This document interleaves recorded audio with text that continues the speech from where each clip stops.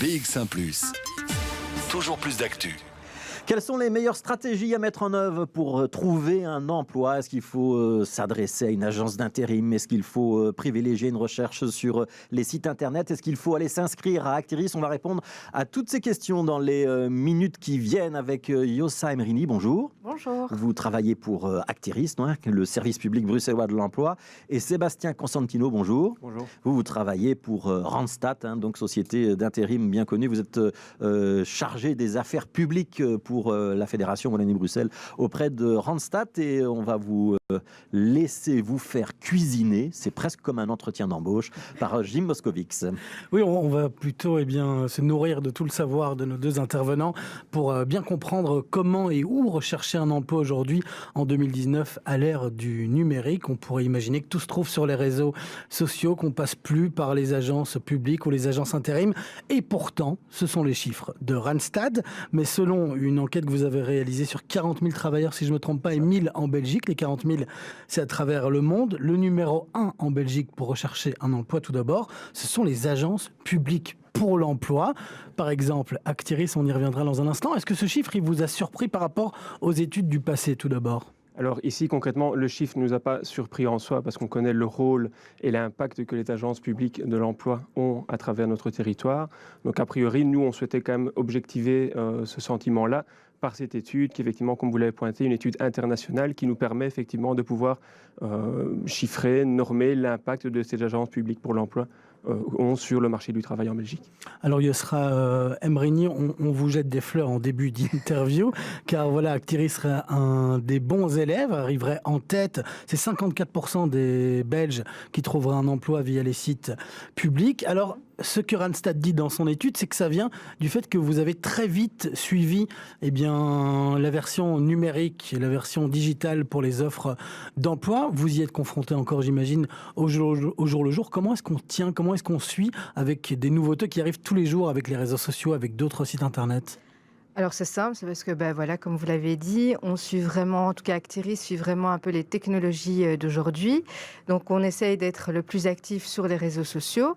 On essaye de mettre aussi en place des outils ou des modules qui peuvent aussi aider les chercheurs d'emploi face à ces nouvelles technologies. Et donc voilà, on a mis en place là récemment le My Actiris. Sur les réseaux sociaux, on postule par exemple des offres d'emploi chaque semaine, que ce soit sur Facebook, Instagram, LinkedIn, même Twitter. Donc voilà, on essaye de rester actif en tout cas sur tous ces réseaux-là et face à ces nouvelles technologies. Sébastien Constantino, vous représentez Randstad, une agence intérim. Vous arrivez en deuxième position, c'est-à-dire tout de même avant les relations personnelles, c'est ça qu'on appelle, et Google ou encore d'autres réseaux sociaux. Alors vous êtes second, le public arrive en première position.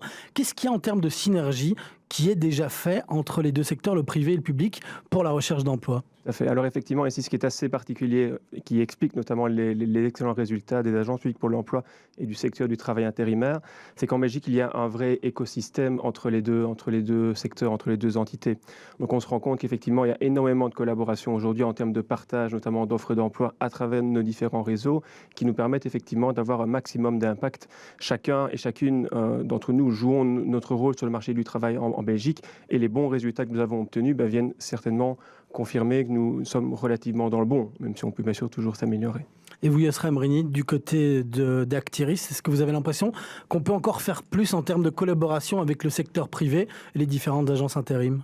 Je pense qu'on peut toujours faire plus. Et c'est aussi un peu l'idée d'Actiris, c'est de toujours de créer de nouvelles collaborations et d'aller encore plus loin vers le partenariat, que ce soit avec les agences d'intérim ou d'autres agences ou voilà, d'autres sociétés plus privées. Notre objectif premier, quand même, est que tout chercheur d'emploi puisse trouver un travail. Et si ça doit aller dans la collaboration avec ici mon collègue de Randstad, bien sûr, on en parlera et on réfléchira à ça. Vous avez l'air de ne pas être concurrent. Or, moi, j'avais plutôt dans l'idée que entre le secteur privé et le secteur public, on pouvait être concurrent. Ce qui est important quand même de noter, c'est que des études similaires dans d'autres pays européens donne le privé en numéro un, et ça veut dire que les agences nationales pour l'emploi de certains autres grands pays européens, elles sont en déclin. C'est important pour Actiris d'être resté le numéro un, la référence pour les demandeurs d'emploi. Et est-ce que Randstad allez, vous nous dites que vous coopérez, mais vous ne jalousez pas un petit peu la place de numéro un ? Jalouser, c'est pas le terme ici. Maintenant, il est clair que d'avoir des partenaires publics aussi qualitatifs, que ce soit Actiris, que ce soit le Forum ou le VDAB, nous permettent effectivement de nous remettre en question en permanence aussi. On a énormément, comme je dis un peu plus tôt, de très bonnes collaborations avec ces opérateurs publics. Il est vrai que dans d'autres pays, la situation n'est pas la même, mais moi, je dirais plutôt que c'est davantage un atout pour les pouvoirs publics belges d'avoir vraiment pris très tôt en marche le train de la numérisation, la digitalisation de leurs différents services. S'ils ne l'avaient pas fait, vous l'auriez fait à leur place? Nous le faisons également. Maintenant, ici, l'idée, c'est qu'on a vraiment pu cumuler nos différents efforts. On a un objectif qui reste commun, c'est de mettre une personne au travail. Et donc, à partir de là, on reste partenaire et on reste tout à fait sujet à devoir collaborer et à devoir toujours travailler dans l'intérêt du candidat, du demandeur d'emploi. Et je pense que pour Actiris, on est peut-être la référence selon l'étude, mais je pense qu'il est important quand même de mettre le point sur la collaboration qu'on a aussi avec les agences intérim.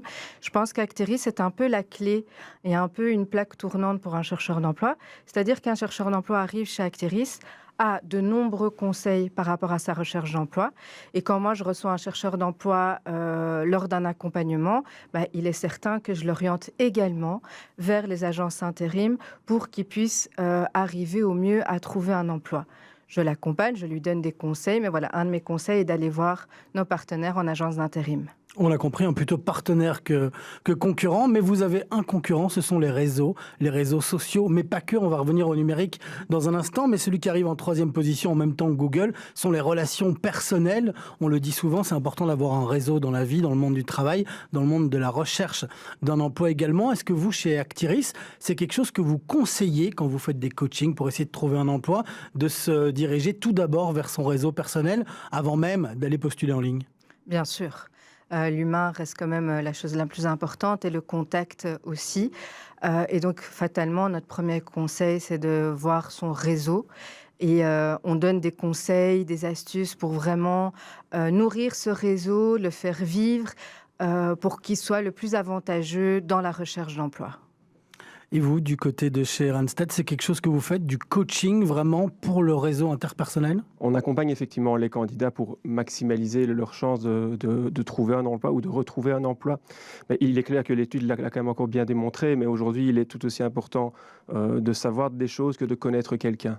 Et donc, à partir de là, effectivement, on les incite à développer au maximum leur réseau, qu'ils soient professionnels, qu'ils soient familiaux, qu'ils soient sociaux, sportifs, par exemple, pour justement leur permettre de garder un maximum d'ouverture et garder un maximum de possibilités en dehors, effectivement, des canaux qu'on a cités un peu plus tôt, les opérateurs publics, les agences d'intérim, mais le réseau personnel, professionnel, est également un réseau hyper important. Après le réseau personnel, les réseaux sociaux, pour conclure sur le sujet. Alors, on le voit, Google Jobs, ça se développe dans le monde, mais pas encore en Belgique. LinkedIn est déjà présent, mais très peu dans les chiffres. Pareil pour Facebook ou encore Twitter. Ça va changer fondamentalement au fur et à mesure des prochaines années avec des grands acteurs qui se lancent dans ce marché de l'emploi. Comment vous allez faire pour garder une part de marché conséquente avec ces géants de l'industrie mondiale qui arrivent sur le marché de l'emploi également? Alors, moi, pour répondre donc, simplement ici sur la montée en puissance de ces opérateurs, de ces nouveaux opérateurs finalement, que ce soit Google et toutes les sociétés sœurs de Google, simplement ici, moi personnellement, je ne les vois pas comme une menace particulière, vu qu'on sera toujours chacun et chacune avec nos facilités de contact, avec le contact humain, avec la relation personnelle. Google et d'autres acteurs vont bien sûr pouvoir évoluer, grandir et faire accélérer toute une série de démarches. Mais en tant qu'opérateur public, tout comme les opérateurs privés, on gardera toujours quand même le contact humain qui nous permettra quand même d'être efficace également et de garder une part. Et vous, Yossra Amrini, du côté d'Actiris, on sait qu'on parle beaucoup du big data, les grandes entreprises qui gardent nos données personnelles, des entreprises comme Google ou Facebook, elles les ont déjà. Comment vous allez pouvoir concurrencer, vous, ces grandes entreprises qui ont déjà toutes ces données et qui peuvent faire un peu du matching, comme les apps de rencontres, et nous trouver un employeur qui serait le parfait employeur pour nous? Alors pour ça, on a mis en place en fait des modules pour préparer le chercheur d'emploi à se créer les bons profils sur ces réseaux sociaux-là. pour que les informations enregistrées par Facebook, LinkedIn, Twitter ou Instagram soient de bonnes informations professionnelles pour un employeur potentiel et qu'on puisse mettre en avant les compétences du chercheur d'emploi. Et pour ça, Actiris propose des modules de petits workshops de formation pour que les chercheurs d'emploi puissent avoir, par exemple, un profil LinkedIn adapté à leur projet professionnel, puissent bien se référer sur Facebook, Instagram ou Twitter. Est-ce qu'on peut parler de manière générale dans ce dossier? Est-ce que ça ne dépend pas aussi un petit peu des secteurs d'activité ou du profil de l'employeur? Est-ce qu'aujourd'hui, vous pouvez me dire, tous les employeurs, ils recrutent de la même manière, ou non, il y a plutôt tel type d'entreprise, ils vont plutôt aller vers la recherche sur Internet, tel type d'entreprise, ça va plutôt être du côté des agences intérim, tel type d'entreprise, on est sûr qu'ils vont passer par Actiris. Est-ce que vous avez une photographie un petit peu aussi de celui qui se trouve de l'autre côté, c'est-à-dire de celui qui va employer? Alors sur un côté sectoriel, donc ici à mon niveau, je ne suis pas en mesure de pouvoir vous dire qu'effectivement le secteur de la logistique recrute davantage par l'intérim que le secteur de la construction par d'autres opérateurs. Maintenant, il est clair qu'il y a aussi toute une série de profils de candidats qu'on retrouve plus facilement sur certains canaux. Et donc ça, je pense que l'employeur finalement a aussi tout intérêt à adapter les différents canaux au public qu'il pourrait trouver. C'est les jeunes sur Internet et les vieux à Actiris, ou je schématise beaucoup trop? Là, c'est une grande schématisation. Je pense que je vais rejoindre ici mon confrère, on va dire ça comme ça, parce que maintenant, il y a quand même un grand pourcentage d'employeurs qui passent par les réseaux sociaux pour pouvoir rechercher le candidat idéal. Et donc, le boulot d'Actiris, c'est de pouvoir préparer ces chercheurs d'emploi à avoir le profil adéquat via ces réseaux sociaux qui sont aujourd'hui un peu importants et primordiaux dans la recherche d'emploi. Une dernière question, c'est difficile de pas vous poser la question alors qu'on a quelqu'un de chez Actiris et quelqu'un d'une agence intérim, c'est le fameux CV qu'on nous demande à tous les entretiens d'embauche. Est-ce que le fait qu'il y ait les réseaux sociaux, qu'on puisse avoir un CV en ligne, ça change la donne dans les formations ou dans ce qu'on demande aux employés? En tout cas, chez Randstad, pas. Donc, le CV reste quand même aussi une porte d'entrée pour démarrer un entretien. Donc, il est clair qu'un CV peut être placé un peu partout. On est bien d'accord sur ça, mais ça doit rester une des clés d'une démarche pour trouver un emploi. C'est toujours d'en réaliser un, de se présenter à un entretien avec un CV.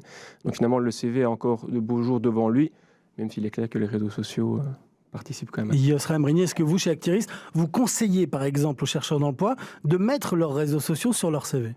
Oui, en tout cas, quand ils ont un profil LinkedIn, on le conseille de le mettre sur le CV parce que je pense qu'il est important. Mais il est clair qu'il ne faut pas oublier que les réseaux sociaux restent quand même juste une porte d'entrée et qu'il faut quand même mettre en avant la recherche plus classique, à savoir avoir un CV qui soit réalisé de la meilleure manière possible, parce que c'est quand même la carte d'identité professionnelle du chercheur d'emploi, et qu'il ne faut pas oublier qu'à la fin de tout ça, il y a quand même un entretien face-to-face avec un employeur, et que pour ça, il y a aussi chez Actiris des conseils pour bien préparer son entretien. Merci Yosra Amrini, conseillère emploi Actiris. Merci Sébastien Cosentino de Randstad et merci Jim Moscovitz pour ce dossier consacré à la recherche d'emploi. Merci à vous. Merci à vous.